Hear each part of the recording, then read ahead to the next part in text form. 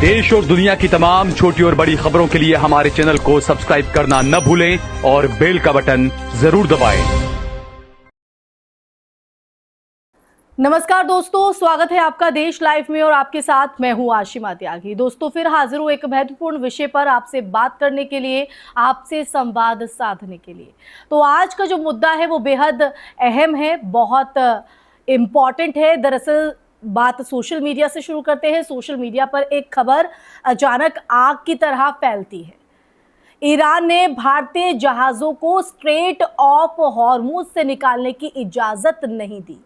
दूसरी तरफ कुछ टीवी चैनल ये दावा करते हैं कि भारत के जहाज़ों को सुरक्षित रास्ता मिल गया है।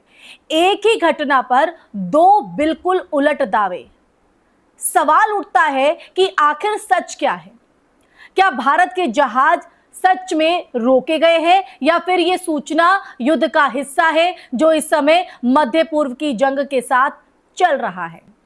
तो आज हम इसी संदर्भ में बात करेंगे। मैं चर्चा में आगे बढ़ूं उससे पहले आप लोगों से अपील, इंसाफ की आवाज को बुलंद करने के लिए और सच्ची पत्रकारिता के लिए हमारा यानी देश लाइव का सहयोग करें।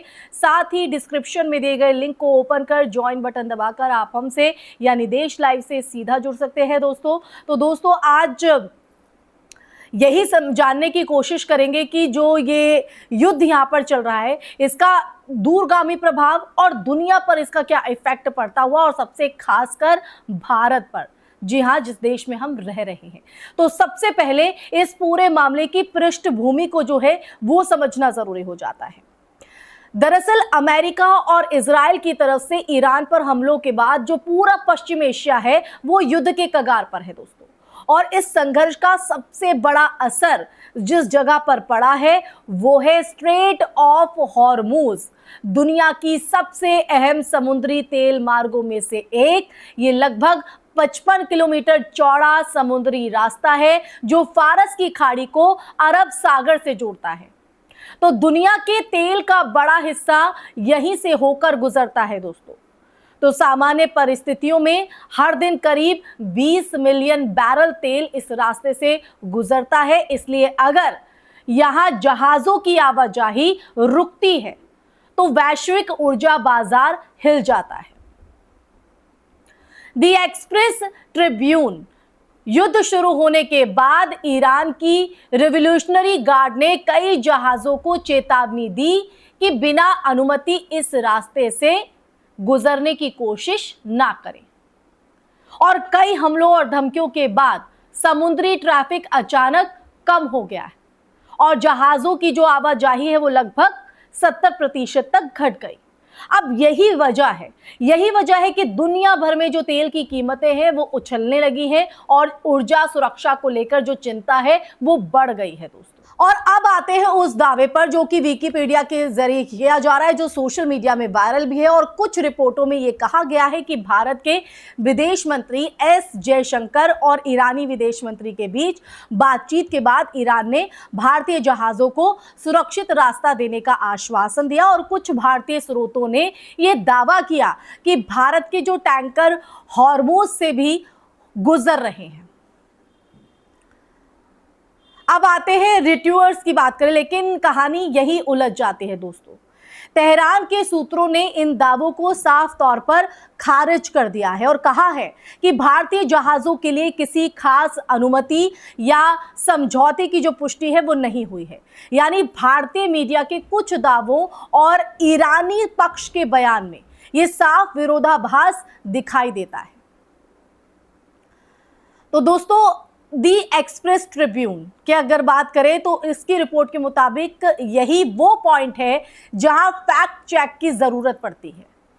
असल स्थिति यह है कि स्ट्रेट ऑफ हॉर्मुज पूरी तरह सामान्य नहीं है और जहाजों की जो आवाजाही है वो आवाजाही अभी भी जोखिम भरी हुई है। तो कुछ जहाज सावधानी के साथ गुजर रहे हैं, लेकिन किसी स्थायी समझौते या पूर्ण सुरक्षित मार्ग की आधिकारिक पुष्टि अभी तक नहीं हुई है। और इसी वजह से भारत सरकार भी लगातार ईरान से बातचीत कर रही है ताकि अपने तेल टैंकर्स की सुरक्षा सुनिश्चित की जा सके। अब बात करें Bloomberg.com की, तो इस पूरे घटनाक्रम का जो भारत पर सीधा असर है वो पड़ सकता है उसके मुताबिक, क्योंकि भारत अपने कच्चे तेल का करीब 40% इसी समुद्री रास्ते से आयात करता है। अगर ये मार्ग लंबे समय तक बाधित रहता है तो भारत में पेट्रोल डीजल की जो कीमतें हैं वो परिवहन लागत और महंगाई पर एक बड़ा असर पड़ सकता है। इतना ही नहीं दोस्तों, युद्ध के दौरान जहाजों पर हमलों की जो घटनाएं हैं वो हमलों की घटनाएं भी सामने आई हैं। हाल ही में एक कार्गो जहाज को मिसाइल से निशाना बनाया गया और कई नाविकों को समुद्र में ही जहाज को छोड़ना पड़ा। अब ये अगर हम देखें तो इससे ये साफ संकेत है कि ये सिर्फ राजनीतिक बयानबाजी का मुद्दा नहीं है, बल्कि समुद्री सुरक्षा का गंभीर संकट भी बन चुका है। तो इस पूरे मामले से एक और जो महत्वपूर्ण सवाल है वो निकलता है दोस्तों कि सूचना के इस दौर में सच कैसे पहचाना जाए। युद्ध के समय अक्सर सरकारें, मीडिया और सोशल मीडिया की अगर हम बात करें तो तीनों स्तर पर सूचनाओं का जो इस्तेमाल है वो रणनीति की तरह किया जाता है।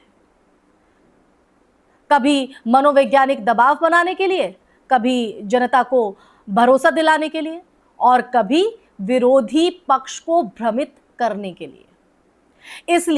इसलिए जब भी ऐसी जो खबरें हैं सामने आए कि किसी देश ने किसी दूसरे देश के जहाजों को रोक दिया या अनुमति दे दी, तो उसे सिर्फ एक वायरल पोस्ट के आधार पर सच मान लेना खतरनाक हो सकता है, बिल्कुल खतरनाक हो सकता है।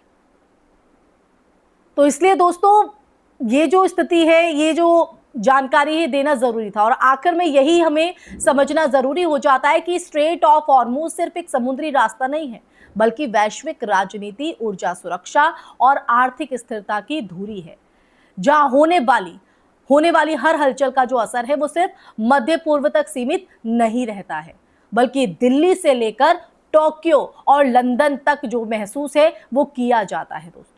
इसलिए जब अगली बार कोई सनसनीखेज दावा सामने आए कि ईरान ने भारतीय जहाजों को रोक दिया या सभी जहाजों को सुरक्षित रास्ता मिल गया, तो उस खबर को अंतिम सच मानने से पहले यह देखना जरूरी है कि असल तथ्य क्या है, क्या कहते हैं।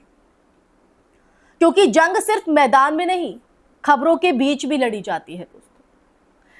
इसी के साथ इस चर्चा में फिलहाल के लिए बस इतना ही। ये चर्चा आपको कैसी लगी कमेंट सेक्शन में कमेंट करके दीजिएगा अपनी राय। इस वीडियो को ज्यादा से ज्यादा शेयर कीजिएगा, हमारे चैनल देश लाइव को सब्सक्राइब कीजिएगा। फिर हाजिर होंगे ऐसी ही चर्चा लेकर, तब तक के लिए अपना ख्याल रखिए। जय हिंद, जय भारत, नमस्कार।